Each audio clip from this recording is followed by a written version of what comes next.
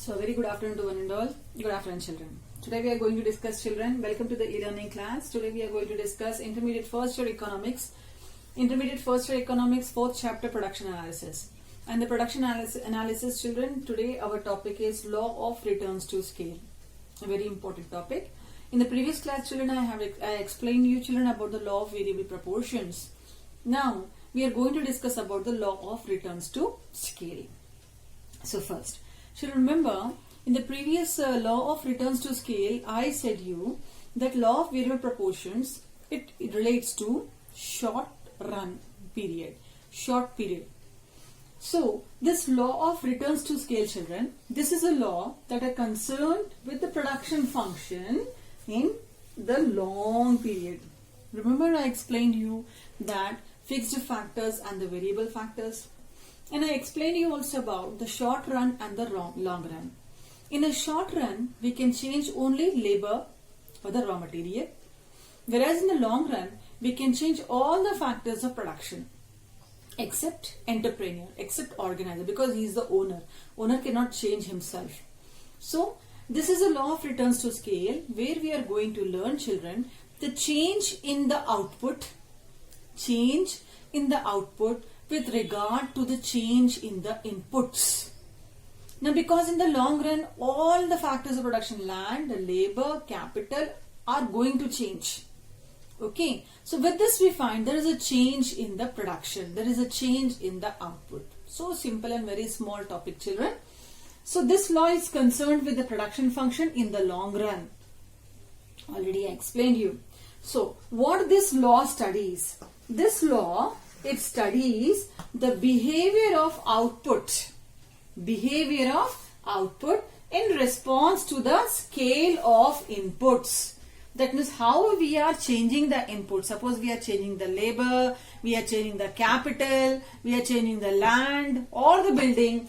Based on this change, children, our output depends. So this law studies the behavior of output in response to the changes in the scale of inputs. Okay. So when a producer increases all the inputs, that means land he is changing, labor he is changing, capital he is changing, building he is changing, raw material he is changing, then there are three possibilities are there, children, in his production. Either his production will show increasing returns, either his production shows constant returns, constant means not increase, not decrease, or either it shows a decreasing returns. So that means there are three possibilities are there in law of returns to scale. Increasing returns to scale, constant returns to scale, and the decreasing returns to scale. I hope it is clear. So this is a law that works only in the long run, and here we find change in the inputs decides the output, children. So here when the producer change all the inputs, children, we find there are three possibilities are there: increasing returns to scale, constant returns to scale, and decreasing returns to scale. So after learning about this one, let us discuss about the assumptions. Assumptions, still in almost all same as it is what we learned in the law of variable. First assumption is change. We said in that one the law of variable proportion, it works in short run. What the assumption will come, children, here? That this law works here in the long run. Okay. Second one, all the factors are going to change except entrepreneur. Technology is also going to same, children. Then how the production is counted, children? By counting the physical units. By counting the physical units. These are the assumptions. So I'll write on the board, children, assumptions. Now, children, these are the assumptions, children, for the law of returns to scale. What are the assumptions, children? All inputs except entrepreneurship are variable. All inputs means what, children?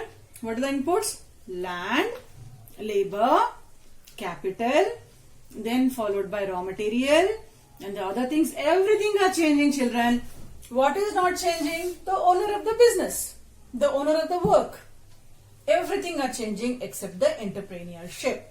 Second one, the technology of production remains constant. Technology, the scale of technology is also not going to change. And there is a perfect competition in the market. perfect demand for the supply and the goods and services, children. So there is a perfect competition in the market, and production, same children, is measured in physical terms. I said the physical terms means number of units, how much we produce, how many bags of paddy we produce, how many bags of wheat we produce, how many items, how many numbers of things we produce. So in numbers, children.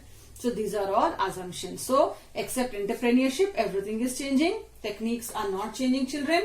Perfect competition will be there, and then production is measured in physical terms. After learning this one, let us discuss now, children, about the table that are related to this one and the graph. So children, this is a table, children, that is related to the law of returns to scale. Okay, so changes in scale, that is what we are changing here, capital and labor. What we are changing, children? Capital and labor, total returns and the marginal returns. Marginal returns we'll discuss now. When one capital of labor is taken and 10 labors are taken, children, total we are getting, children, 9. Total returns we are getting by employing 10 labors and 1 capital, we are getting, children, 9. Then we increase this capital, and we increase number of labors in the factory. When number of labors in the factory increased along with the capital, so production, the total production increased, children, to 19. Then third one, 3 capital and 30 labors. So production increased to 30. 4 capital, 40 labors. It increased to 41. 5 plus 50, here we are getting 51. And 6 plus 60, we are getting, children, here 60. So what we understand, children, from this one, when one capital is combined with 10 labors, we are getting total returns 9. Then capital we are increasing, labors we are increasing. Then we are getting total returns also increased. So as and whenever we are increasing capital and labor, total returns we are increasing. Now what is left? Now we have to find it out, marginal returns. Marginal returns, so simple, addition made to the total one. So what is the addition made to the total one? So first one, 9, it comes 9 only. What is the difference, children, between 9 and 19? 10. What is the difference between, children, here 19 and 30? 11. What is the difference 30 and 41? 11. What is the difference 41, 51? 10. What is the difference between 51 and 60? 9. Simple. The difference between these two. Every time we get this answer. So what we find, children, here? First marginal returns increased, then constant, then decreased. First stage, second stage, and the third stage. Okay. So based on that, how we'll get the diagram? Our diagram will be like this, and like this. How? So this is scale of production. This is what, children? Scale of production. 1 labor, we get 9. Okay, suppose if you think this one as a 9. Okay, then 2 labors, it increased, children, to 10. Let us take 10. Then 3 labors, it increased to 11. This is 11, this is 10, and again this is 9. A, B, C, D. So this is our table, children, that shows law of returns to scale. So simple, what you have to remember. This law explains that in this operates in the long run, and where all the inputs, all the factors of production are changing except entrepreneurs. So we get as we change the capital and labor, our production is increasing. And this is our marginal, children. First is increasing, then constant, and then decreasing.